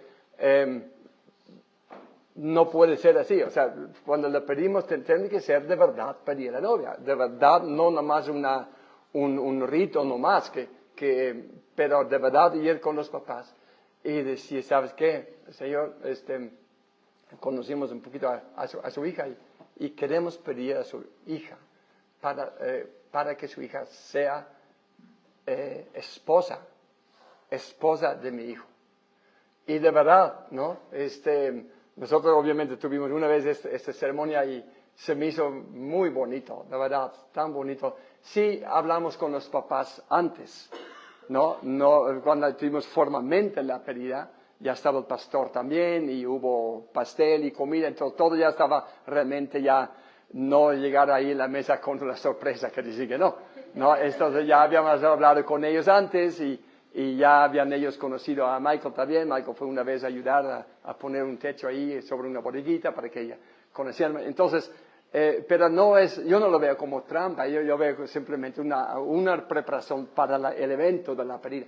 Pero sí, la pedida es para nosotros un momento muy significante, ¿no? Y ver cuál es el fundamento, por qué sí, por qué no, por qué no. El fundamento es lo que vemos aquí. De Jehová ha salido esto. ¿Sí? Para nosotros, papás de Michael, la convicción que Dios nos da en el corazón de que sí, esta muchacha es la mujer que Dios tiene para nuestro hijo. Y cuando hablamos con los papás de ella, que ellos también digan sí, creemos que Dios nos ha hablado, creemos que Dios nos ha dicho, ella es la mujer para su hijo, ¿no? Entonces, que la responsabilidad finalmente cae sobre los papás, yo creo que no puede ser más obvia en la Biblia. Así es, ¿no? Claro que cuando hoy en nuestro tiempo, donde tal vez es muy contracultural, a muchos les viene a la mente los matrimonios tal vez del Medio Oriente o de los reyes del pasado que tienen matrimonios predestinados y todo esto. Claro, hermanos, nosotros amamos a nuestros hijos. No vamos a decir, mire hija, tú vas a casar, vamos a pedir a esta mujer para ti. No la quiero. Yo soy tu papá, tú te casas. Cállate. No, claro que no. Claro que no es así. Porque escuchar la voz de Dios, yo no sé qué tan audible la escuchó el viejo siervo, pero yo nunca he escuchado la voz de Dios de forma audible. No sé usted. Entonces, para saber de verdad, para yo saber de verdad que Dios me está hablando, necesito confirmación. Necesito no solamente así misteriosamente, ¿no? Que Dios dice, ¿no? En una voz tal y tal, nombre de tal. No, necesito conocer la muchacha, ¿no? Y ver si Dios me da una confirmación en mi corazón. Y uno de los criterios más fuertes para que yo tenga convicción que de verdad Dios me habló, va a ser que a mi hijo le gusta esa muchacha, ¿no? Entonces, si él dijera, papá, de verdad, si yo dijera a él, ¿sabes qué? Una muchacha que conocimos, y de hecho nos ha pasado, ¿no? A veces platicar con él, ¿qué piensas de esa muchacha? No más, ok, así lo dejamos. No vamos a insistir, yo soy tu papá, cállate. No, para nosotros, ver que a él le agrada esta muchacha es uno de los criterios principales para que yo tenga la convicción de verdad Dios nos está hablando, ¿no? Entonces, en todo lo que estamos viendo, si dimos la responsabilidad de los papás y no de los jóvenes, no estamos para nada hablando de empujar a nuestros hijos en un matrimonio donde ellos nunca quisieron. Claro que no. Son prácticas que a lo mejor en este reino hay, pero en el reino de Dios no. Aquí estamos hablando de todo un contexto donde conocimos a nuestro hijo desde el día que nació y hemos caminado juntos, en la casa, en el campo, levantarse, acostarse. Entonces, es una parte integral de la relación que se edifica a través de los años y que llega a decisiones cada vez más relevantes y trascendentes en sus vidas. Y llega prácticamente al colmo de llegar a esta decisión con quién te vas a casar. Pero no es una decisión que cae así nomás del cielo azul, ¿no? Que es algo que se va edificando. Y entonces, yo le digo con énfasis, hermanos, porque yo sé que a veces de este mismo tema nos ha tocado en una plática mucho más breve, y yo sé que cae mal esta idea. ¿Cómo va a ser que los papás meten a un hijo en su... ¿no? Pero yo espero que hemos tenido suficiente tiempo y fundamento y base y contexto que entendemos que este no es lo que pretendemos transmitir, ¿no? Y para la muchacha igual, ¿no? La muchacha, los papás platican con ella, oye, ¿qué piensas tú de ese muchacho? Y no, la muchacha va a mostrar a sus papás. Pero el problema que vemos tantas veces, que los papás realmente simplemente ni saben. A veces los muchachos ya son novios según ellos, todos los amigos saben, y los papás no, son los últimos que saben, ¿no? De lo que está pasando en el corazón de sus hijos. Y es muy triste. Precisamente, bueno, como que nadie de ustedes conoce a las personas que estoy diciendo, pero estamos ahorita precisamente con dos jóvenes que son exalumnos de nosotros que están en un tema así. Y nos dimos cuenta que hay unas pláticas secretas entre ellos y platicamos con los dos, con él, con ella.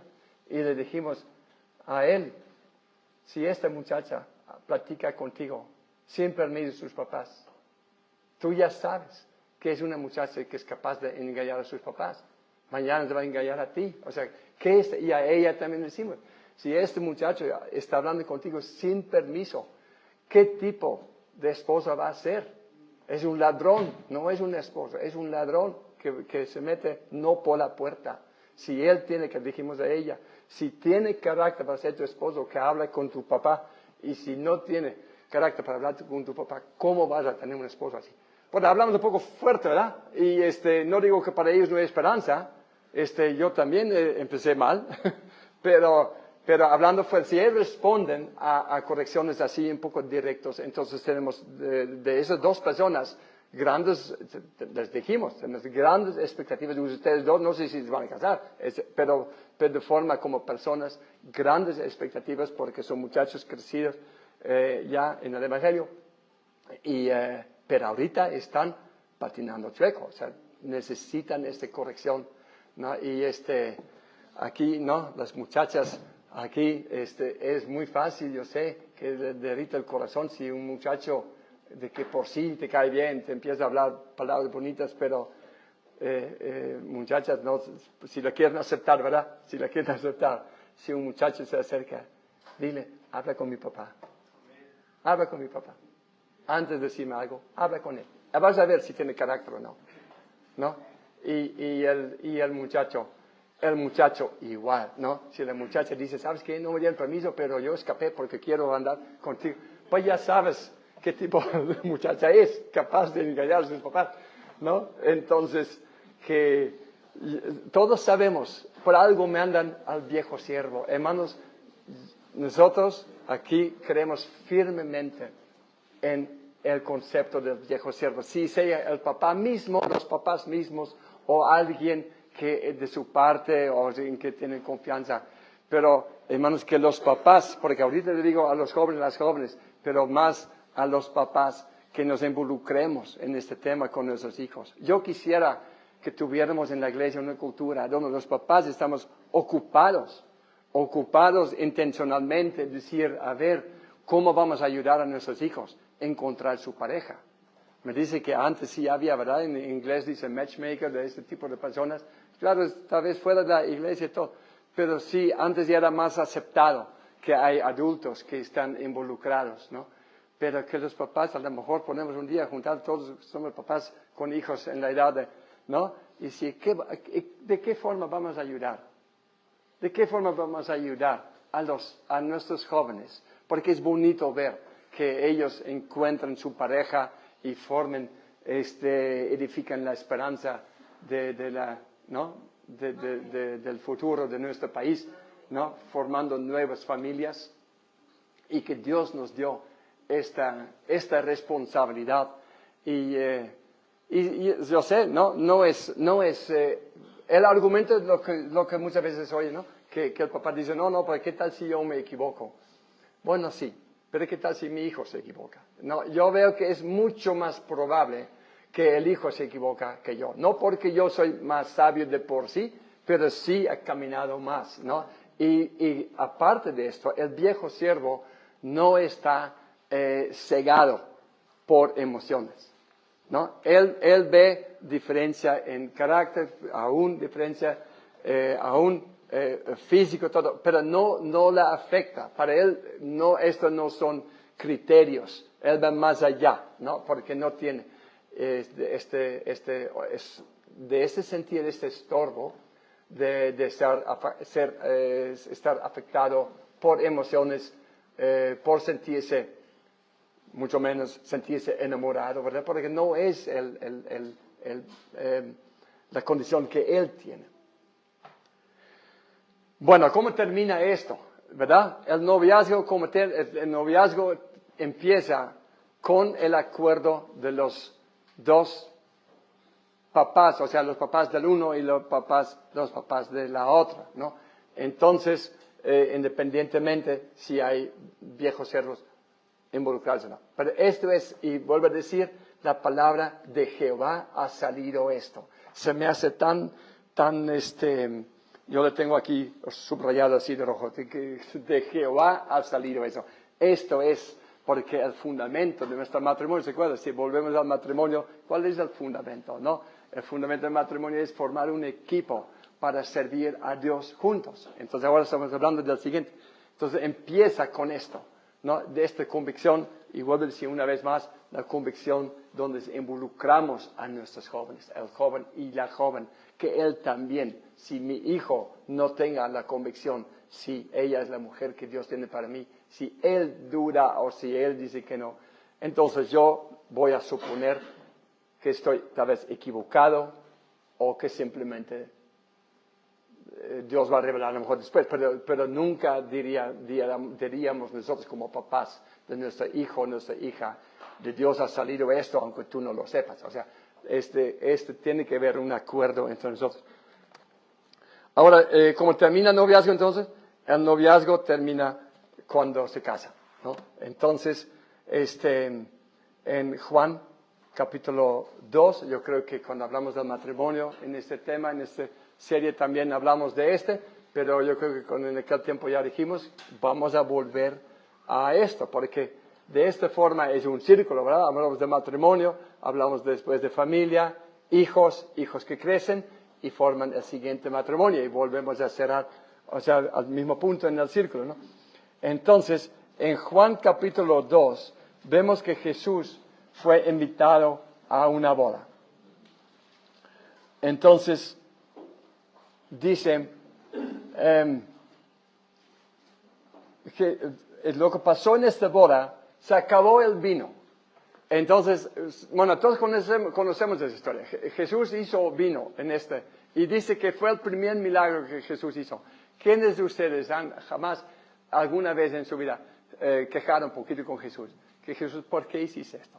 ¿No? El primer milagro es el vino. ¿Cuánto problema va a causar esto para evangelizar? Que toda la gente, no, que Jesús también hizo vino. ¿Les ha pasado? ¿No? Y decimos, ¿por qué Jesús no pudiste hacer jugo de naranja o no? Pero hermanos, si no es problemático para nosotros, ¿por qué no? Porque cada historia, cada enseñanza en la Biblia hay que ver en su contexto. Simplemente tenemos que ver qué significa el vino. El vino en la Biblia tiene 3 aplicaciones.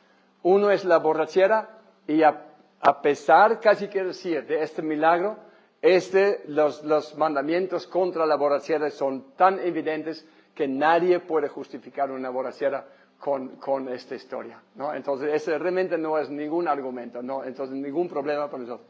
Otra aplicación del vino es la salud, cuando Pablo dice a Timoteo, ¿verdad?, que toma vino por su salud. Pero la mayor parte de los textos, casi creo, en la Biblia sobre el vino es la alegría, la felicidad. Simboliza la alegría, simboliza la felicidad. Entonces, si vemos que esta historia tal vez también tiene así una enseñanza medio velada, pues, ¿no? Escondido ahí.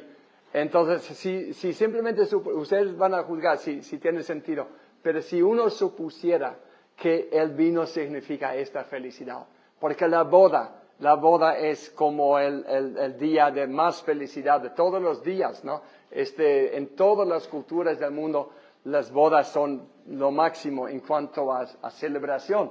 Todavía, ahora que Dios nos permitió ir a las tierras donde vivieron Abraham e Isaac, ¿no? Todavía hay muchos, les dicen beduinos, que son lo que significa realmente pastores, ¿no? Son los pastores como Abraham, como Betuel, como Labán, y ellos en parte, casi todavía en parte viven como entonces, ¿no? Tienen muchos camellos, viven en tiendas todavía, aún hoy día muchos lo hacen ya de block, está más barato que las pieles, pero y los abandonan, no los llevan, los abandonan nomás. Y tienen antenas de Sky y vimos un árabe así con su camello allá pasando por el desierto y yo saqué muchas fotos, una foto con lente así y aún así porque está muy lejos y después ahí está árabe así con su pie así en frente de la joroba del camello y así con su vestimenta y todo. Pero cuando trajo las fotos aquí, llegando a la casa, empezó a expandir y todo para ver más grande que se ve, él está hablando por celular.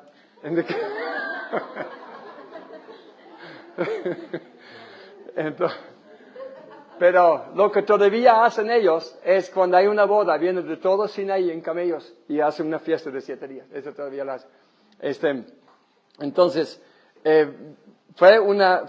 yo creo que aquí el vino significa entonces la felicidad y se acabó el vino, ¿no? Entonces si lo pensamos un poquito, ¿qué es esto, no? ¿Qué quiere? Estamos hablando de unas bodas, si esta boda aquí fuera como si fuera un pequeño drama, que realmente significa toda su vida como matrimonio, ¿no? Entonces estamos hablando de un matrimonio donde se acaba el gozo, ¿no?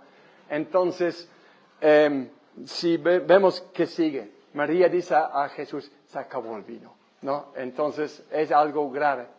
Entonces, ¿qué hace Jesús? Jesús dice, llena estos cántaros hasta tope con agua, ¿no? Entonces, no quiero meter enseñanza más de lo que realmente tiene, pero como quiero decir, lo que a mí me viene a la mente, ¿no? Como quiera.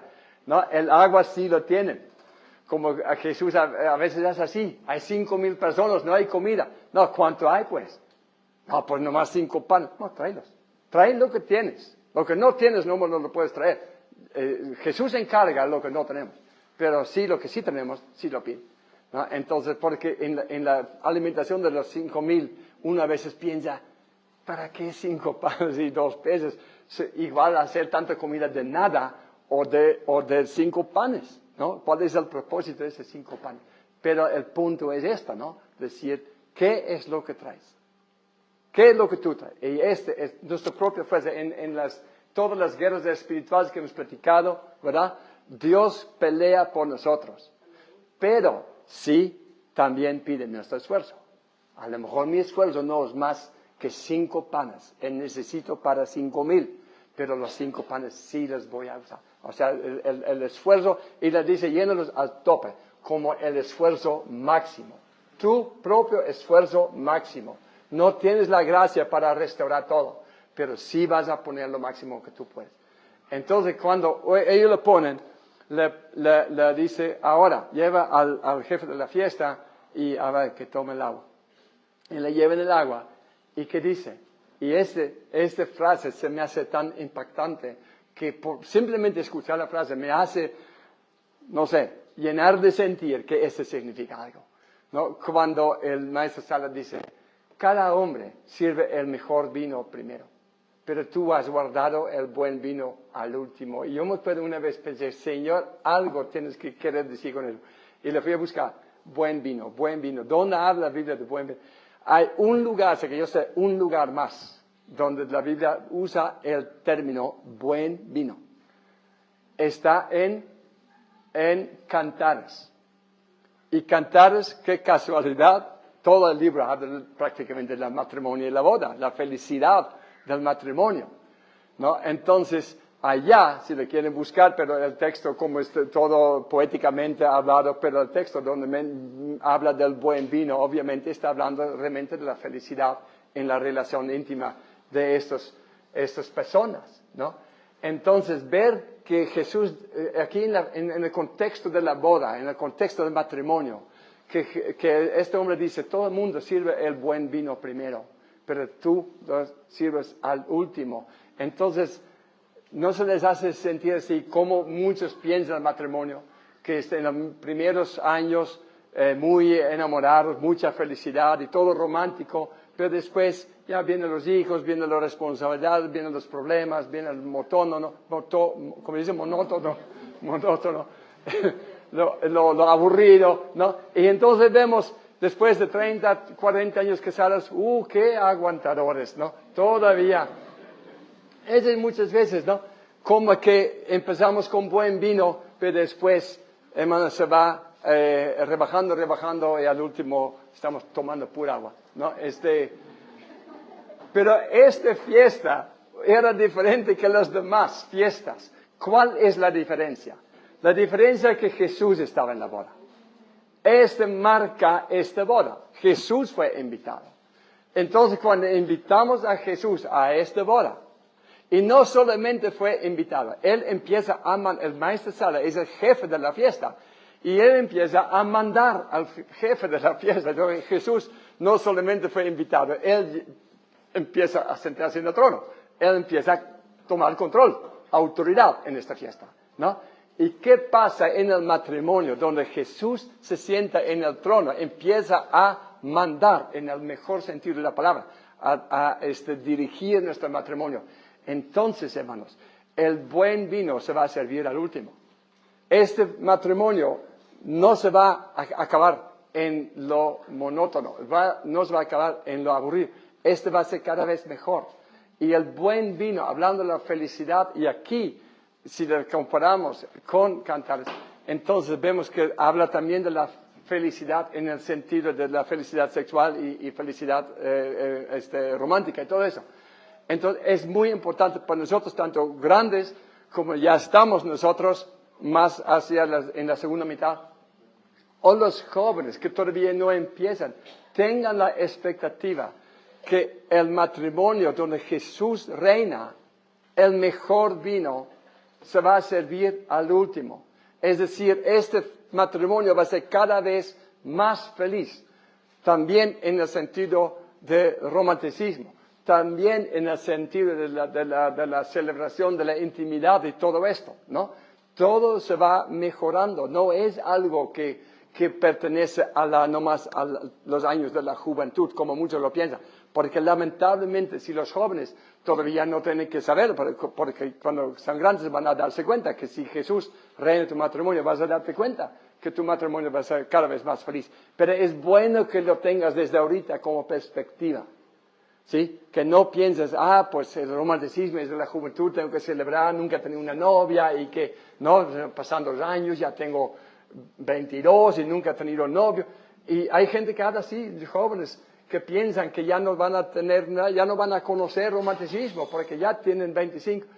No, hermano, lo mejor viene al último, ¿sí? Esfuérzate en formar el carácter de Cristo. Si estás con tus papás, La fidelidad a tus papás, la fidelidad de una mujer en el matrimonio se va a formar por su fidelidad a sus papás. La fidelidad de un hombre para ser el que dirige el matrimonio, ¿sí? Que lleva la autoridad, también se forma en sumisión a sus papás. Se recuerda a un hombre, no se tiene que, tú no vas a decir, tú vas a ser el que dirige el matrimonio, a ti te voy a enseñar a mandar. No es necesario, todos sabemos mandar. Este es el carácter que se va a formar. Y este carácter que se basa sobre amor se refleja hacia arriba en obediencia. Entonces, en la obediencia, la fidelidad del joven a sus papás, va a formar en él el amor que después va a expresar a su esposa. Entonces, en ese sentido, la crianza de hombre y mujer no es tan diferente. Los dos, por lo menos, el fundamento va a ser la fidelidad a sus papás. Entonces, si en tiene que ser nuestra preocupación, y no pienses que todo lo que enseña películas o cantos y todo eso, que el romanticismo es algo que tienes que buscar en la juventud. No, el romanticismo nosotros no lo buscamos. El romanticismo nos alcanza. Cuando nosotros crecemos así, formando nuestro carácter, y después con ese carácter, tanto hombre como mujer, en un matrimonio, empiezan a trabajar juntos en el mismo huerto, y empiezan a servir a Dios juntos, empiezan a criar hijos juntos. Hermanos, no tiene que buscar romanticismo, no tiene que buscar para que la intimidad les funcione.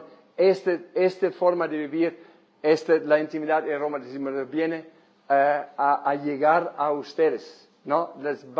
Llega a nosotros. Dios nos formó así.